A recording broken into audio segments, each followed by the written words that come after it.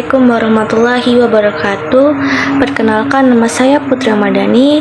Saya berasal dari program studi pendidikan guru sekolah dasar dan saya dari kelas 4C. Baik, di sini saya akan menjelaskan materi tentang standar pendidikan dasar, yaitu SKL, standar isi, dan sistem zonasi. Selamat menyaksikan. Baik, materi yang pertama yaitu SKL. Singkatan dari Standar Kompetensi Lulusan adalah kriteria kemampuan yang harus dimiliki peserta didik setelah menyelesaikan jenjang pendidikan. Kriteria atau ukuran kemampuan yang harus dimiliki oleh peserta didik setelah menyelesaikan jenjang pendidikan tertentu. SKL mencakup sikap, pengetahuan, dan keterampilan yang diharapkan dimiliki siswa sebagai hasil akhir dari proses pembelajaran. Secara sederhana, SKL merupakan gambaran tentang lulusan yang diharapkan oleh sistem pendidikan. Baik, SKL mempunyai ruang lingkup yang terdiri dari 1. Sikap beriman disiplin jujur.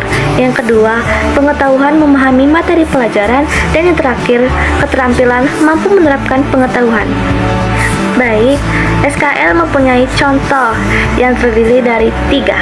Yang pertama, siswa bersikap jujur saat ujian dan menghormati guru. Yang kedua, pengetahuan, siswa memahami konsep matematika seperti pecahan.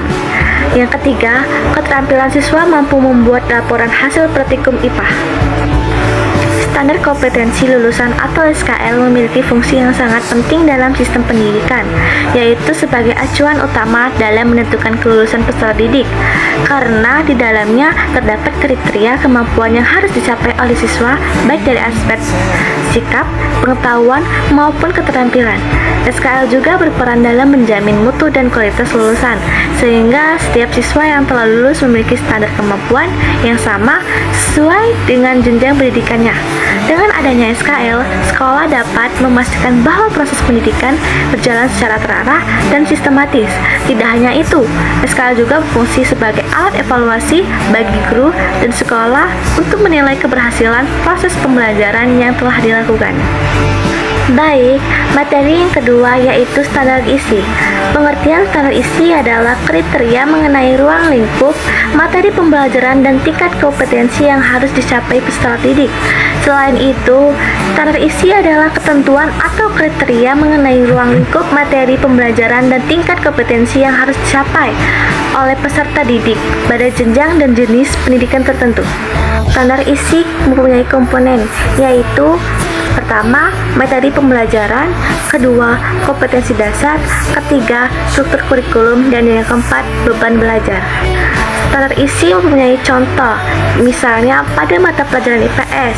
Yang pertama, materi sosial, kompetensi dasar, siswa mampu menjelaskan bentuk-bentuk interaksi sosial. Yang kedua, kegiatan diskusi kelompok tentang kehidupan masyarakat. Contoh lainnya yaitu matematika, belajar operasi hitung, dan yang terakhir, bahasa Indonesia, menulis teks cerita. Baik, standar isi mempunyai fungsi, yaitu berfungsi sebagai pedoman utama bagi guru dalam merancang dan melaksanakan proses pembelajaran di kelas.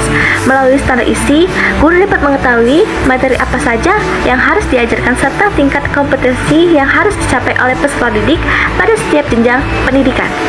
Selain itu, standar isi juga berfungsi untuk menjamin keseragaman materi pembelajaran di seluruh sekolah, sehingga tidak terjadi perbedaan yang terlalu jauh antara satu sekolah dengan satu sekolah lain.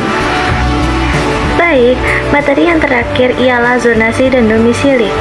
Yang pertama, pengertian zonasi. Zonasi adalah sistem penerimaan peserta didik baru atau PPDB berdasarkan jarak tempat tinggal siswa dengan sekolah.